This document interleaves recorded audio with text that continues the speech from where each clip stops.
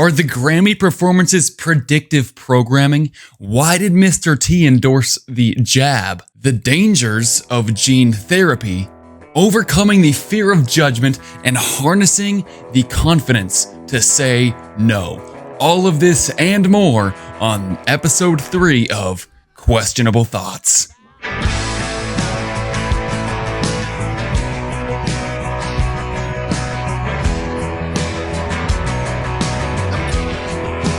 So, look here. The Grammys, a giant ritual or, in your face symbolism of what they're doing, was last week, or maybe it was 2 weeks ago. I don't know for sure. But what I do know is that I watched the performances and wow, in your face. And I think that they are doing some predictive programming. Or what is predictive programming? Predictive programming is programming what they predict are going to happen. So I guess what they're doing, what they're kind of doing is telling you what the future holds for you and programming into your brain so that you're not that surprised. Like you kind of like, saw it somewhere, like kind of like deja vu, right? And they do it, they hide in plain sight. And they have this symbolism, they tell this story, and they kind of tell you what they're doing before they actually do it. Okay, now, if you look at Dosia Cat's performance, I don't know if you know who that is, but she performed at the Grammys. And let me just show you what's up. Now, obviously, there are tons of pyramids here. Tons. If they actually had weight to them, like if they were actually made out of sandstone, it would be several tons. But they're lasers, so they don't actually weigh anything. However, all of these are little cyborgs. Now, I can't play the actual thingy because I'll get copywritten and this video won't be able to be posted. But if you look, they're all black cyborgs, and they're basically little robots. Little cyborg robots. Okay. So I'm thinking this has nothing to do with the song at all. So obviously they're trying to tell us something through the performance. Now, what could be creating cyborgs right now? Now, are they saying that cyborgs are going to come down from the sky? Or are they saying that it's going to be a cyborg invasion? I don't know. However, with this new jab coming out, 100 million people so far have gotten the jab.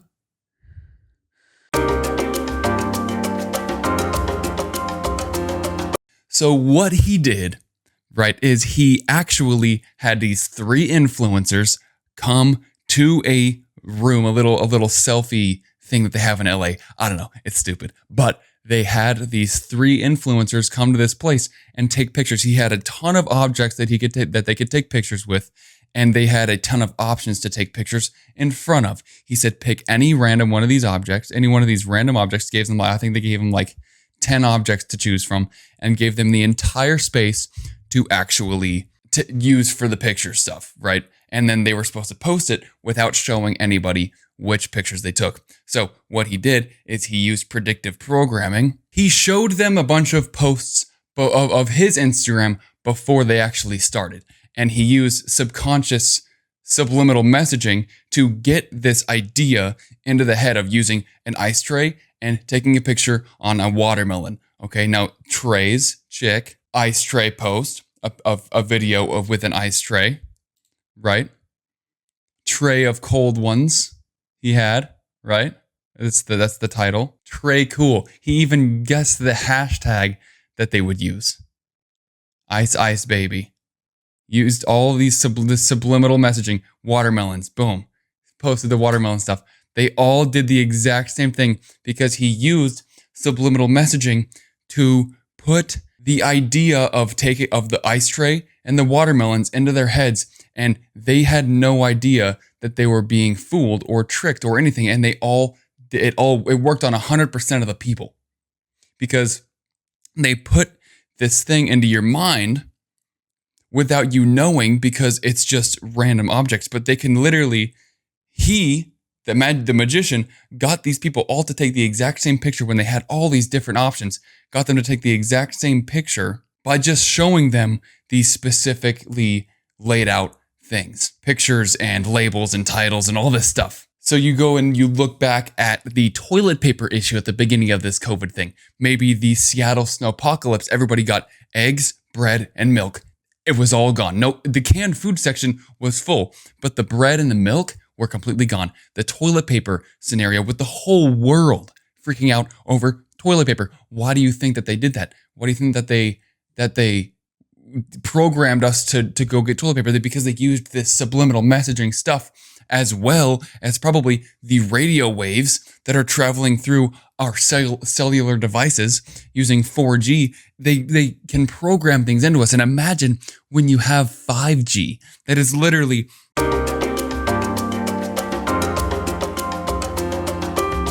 skip beep beep beep beep beep beep beep beep beep beep beep beep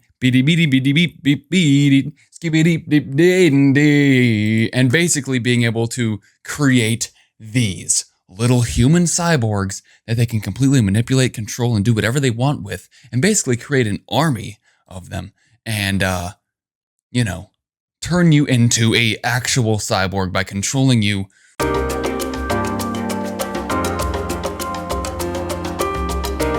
And you can't remove that. That is a decision that you make, and it is with you forever. It has now changed your cellular structure, and you can't take it back. And here you have Mr. T out here promoting it and endorsing it to the people that don't want it. He's saying, oh, you should just do it anyway. Eat a dick.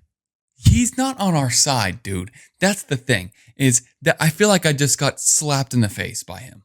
Everybody was so freaking stoked.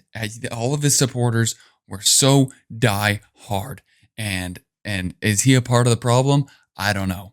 But I feel like I got slapped in the face by this guy, because what I'm going to show you is crazy. And he should know this stuff. He knows. He knows, but he's being controlled out of fear, probably. They probably did something to scare the absolute shit out of him. And he's scared. And now he's being controlled, just like the rest of them. He cannot be oblivious to this stuff. And for him to go out here and promote that, we lost him. We lost him. And that is very saddening, and it's very depressing, because for a lot of people, that's the last hope, right? And you can say what you want, you can give them an excuse, but as far as, this whole thing goes, it is very difficult to want to support that action, because it's not right. Like, let me just show you what he's on board with and what he is telling you to do. Okay, let's go here.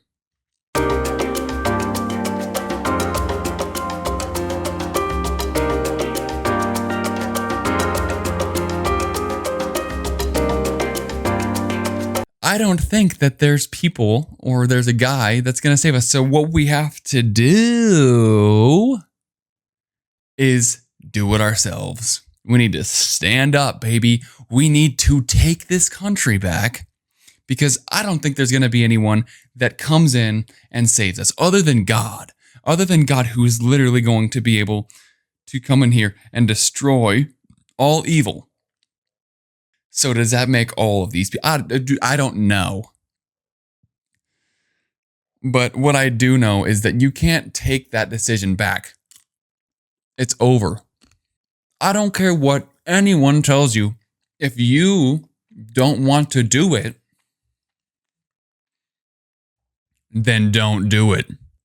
That's what we have to do. We need to stand up for ourselves and tell people, You don't have to do anything because we are a free country. And you're slowly starting to see your rights being ripped away from you.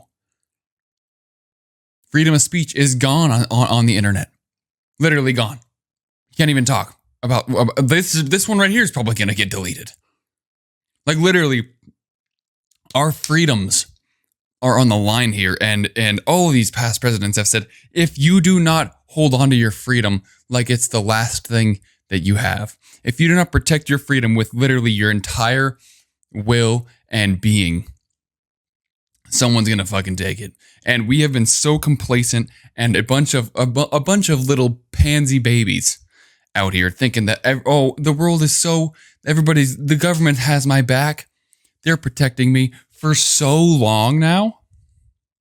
And look at where that got us. We need to actually stand up. Mr. T is not going to save you. He could have gotten, he literally lost. He lost the election, not because he got outvoted, but because they stole it from him. And he let it happen. And now he's out here siding with them. Like, dude, it's up to us. It's up to us to save ourselves. So the best thing you can do is not do what they want you to do and be happy about it. Literally, all you have to do is not abide by what they want you to do. If nobody got the jab, if nobody did what they said, then they can't do anything about it. But there are so many people, 100 million people by now. What? There are that many people who are just mindlessly doing this stuff. We need to wake up. We need to wake them up. And I don't know if it's too late, but hey, you have to stand up. You know this stuff. Me talking to you right now, if you know what the truth is, you should feel obligated to help. And that's the only way that we're going to survive. That's the only way that we're going to defeat this plan, is if we all work together and speak truth and share it. Because without that, we're all screwed. So please speak up and say shit. Tell people. And the thing is you're going to get judged. People are going to say, eat a dick. People are going to be pissed because their way of thinking and belief systems and structures are being threatened by you disagreeing with them. And, they're so a lot of them are really freaking like stuck in this way of thinking. And if you can't, then whatever. But we need to start getting that confidence to stand up for ourselves, to say no, to stand up for what you believe in, right? And what we're going to do is basically program confidence inside of us by saying, I am powerful. What I believe, I am passionate about. I am strong. I'm a savage. I'm a badass. I know that what I'm doing right now is the right thing to do, and no one can tell me different. I am open to new ideas. I am open-minded, just in case what I believe in is not true. I am open to hearing better ideas, but what I believe and what I choose to do with my life, the decisions that I make in my life, are made with skill and thought and precision. And what I am doing is right for me. I'm doing things strategically, and I am thinking about if it's the best option in my best interest, right? And we just write out things that are powerful, that what we want to be, what we strive to become, and we're going to write it down as if it is already real right now, as if we are already that person. And we're going to read it every damn day. And it will literally strengthen the chemical structure in your body to become powerful. It will literally increase the testosterone in your body, give you more confidence, and decrease the level of cortisol, which is the stress hormone. You will literally become less stressed and more powerful by giving yourself these positive affirmations. Okay. Stand in front of the mirror. Be powerful.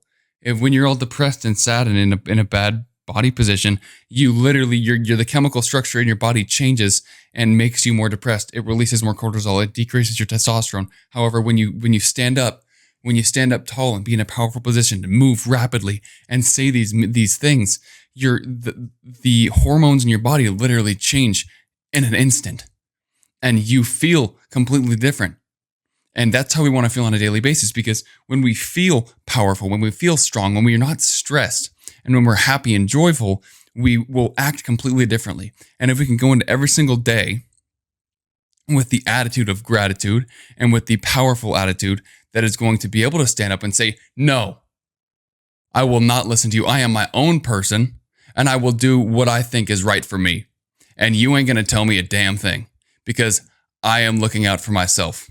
I'm not looking out for all these pansies. I'm not going to suppress myself so that you feel better about yourself. I am powerful, and I'm going to express myself. And that's just what we do.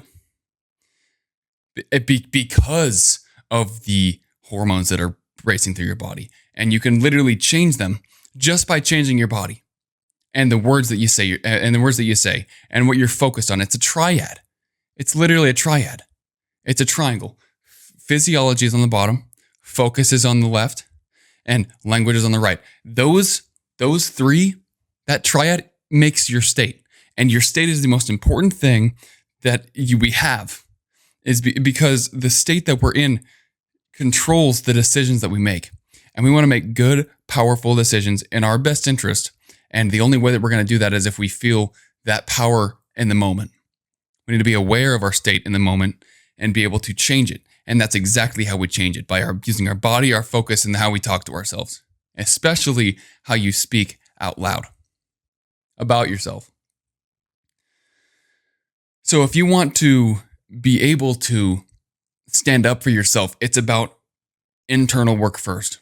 It's about working on yourself on the inside, becoming a powerful person, being aware of how you feel on a regular basis, being aware of the mood that you're in and how it's affecting your decisions, and how we can strengthen it so that when it comes time for you to stand up for yourself, you have that power and you can say no. And if whatever they say, it can't affect you because you don't give a shit, because you're confident in yourself. And yeah, that's my message for today is confidence, is power. The ability to stand up for yourself, stand up for what you believe in. Because that's how we are going to actually get through this, is by having the ability to stand up against what's wrong. And we need to come together and all stand up against it. Because if we don't, we're screwed. If we don't, we let them win. And I'm going to do everything in my power to stop it. Don't know if I'm strong enough. It's a pretty big plan, pretty big agenda, pretty big thing. Been being planned for probably centuries. Yeah, probably since the beginning of time. But it ain't going to succeed. We're too powerful. But we need to work together to defeat it. And that's how we do it. First step is to stand up and do what you believe that you should do. Don't let anyone tell you what to do. Don't let anyone's judgment control the decisions that you make. Because if you don't believe in something, don't do it. And don't let some pussy get you to do something different. Get you to do something you don't want to do. I don't want to wear a goddamn mask, so I ain't gonna. And if you aren't gonna let me in your store because of it, and then I'm gonna leave. Because I don't care. So that is my message for today. I hope you enjoyed this episode, and I'm looking forward to keeping this show going. We're probably the more episodes I get, the more ideas that are gonna flow on top of it. The better, the longer the show goes, the better it's gonna get. So, we're gonna have like segments and stuff like that. I didn't do that really this one because I'm filming it the same day that I filmed the first one. But It's going to be a good time. And we're going to have fun out here. So thank you so much for watching. Thank you so much for listening. And I will see you and hear and talk to you in the next episode. Take it easy.